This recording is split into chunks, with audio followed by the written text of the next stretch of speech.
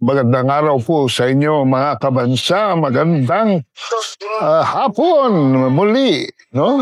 So pagbati natin dito sa Ataado Paglinawan sa YouTube channel. Ayoko sanang sumausaw dito sa issue na ito, pero nang makita ko ang video at narinig ko ang lyrics ng kanta na ito, hindi ko rin mapalampas ang kasukasukang nangyayari sa ating bansa. Panoorin natin ito, sumandali.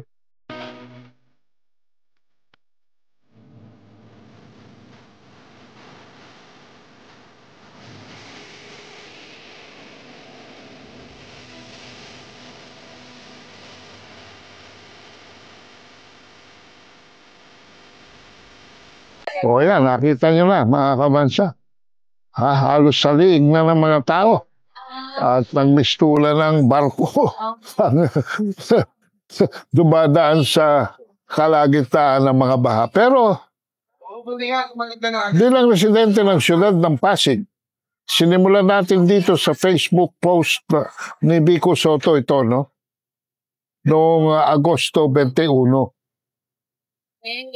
Ang sabi nga, bago tanggapin sana ng mga kilalang journalist ang alok para sa interview ng kontraktor na pumapasok sa politika, sabi ni Vico Soto, hindi ba nila naiisip na, uy, teka, ba't kaya handa itong magbigay ng milyon para lang magpa-interview sa atin? I know for a fact that there are many good, honest, sabi ni Vico, na people in media who are disappointed, if not angered, at practices like this while undermining the integrity of their profession. In this case, they did not even do anything technically illegal, but at the very least, it should be considered shameful and violative of the spirit of their code of ethics. I know. Pwede sila magtago sa gray areas. Pwede lang sabihin, hindi naman journalism ito. It's more of a lifestyle lang.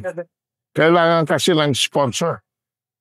Pero wag na tayong maglokohan, sabi ni Vico. They rose to national prominence as broadcast journalists, news personalities. Puhunan, dapat nila ang kanilang reputasyon at kredibilidad.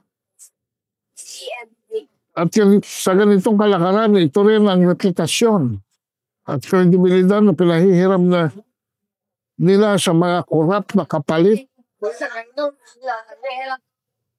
So, remember that corruption is systemic. Paalala ni Vico. It permeates into every sector of society and not just the government. But we can slowly but surely break this cycle if more and more of us consistently do our part. Wherever we are and whatever our position is, one at a time. O ayan. Sinagot ito ni Corina Sanchez. No? Sabi ni Corina, this clearly constitutes cyber libel. Firstly, sabi ni Corina, we choose subjects and topics for our shows, and because there is public interest, the public is talked about. A revised version of the settlement reads. Pangalawa, hindi raw sila gumagawa ng hit pieces. So walang bashing, walang criticizing or slandering other personalities or businesses.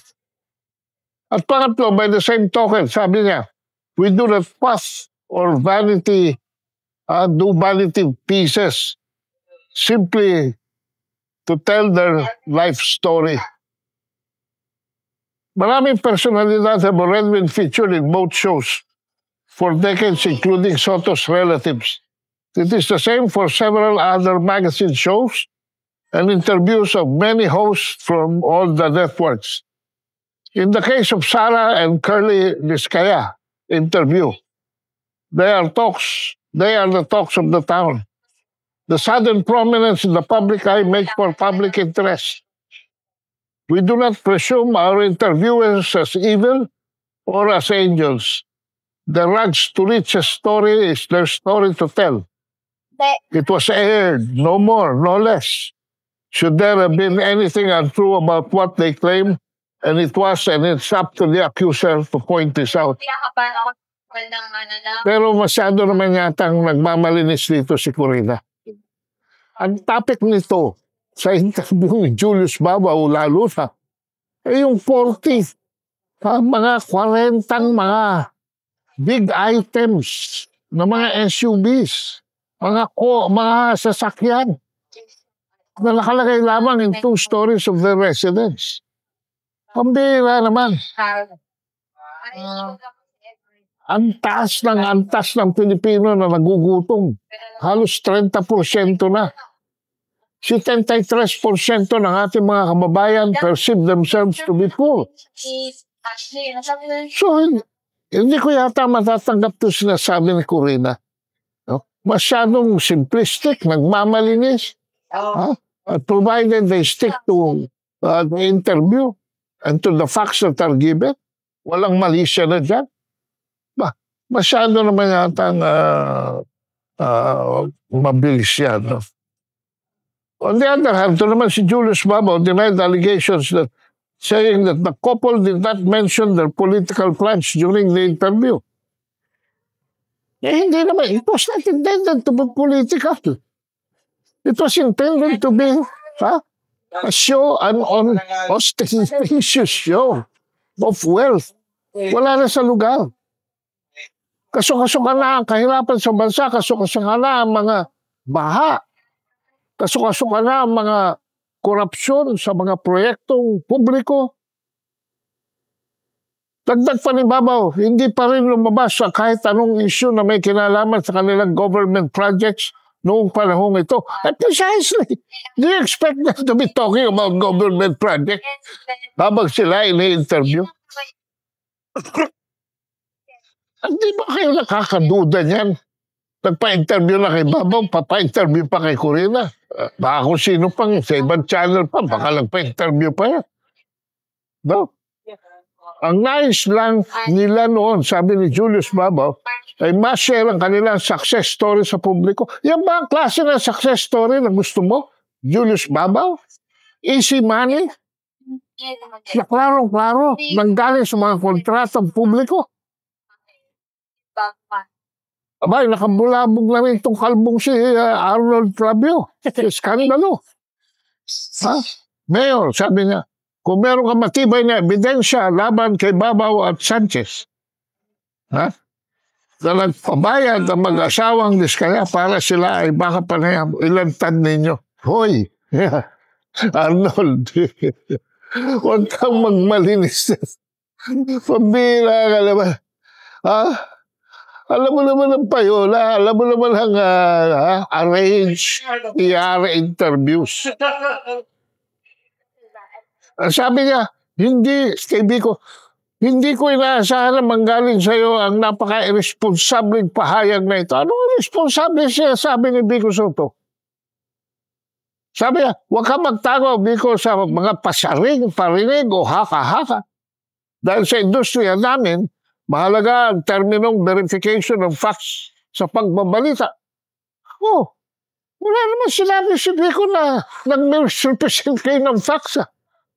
In fact, the interview itself is the facts itself. Kung ano yung lumabas doon yun na. Pero, was it in good taste?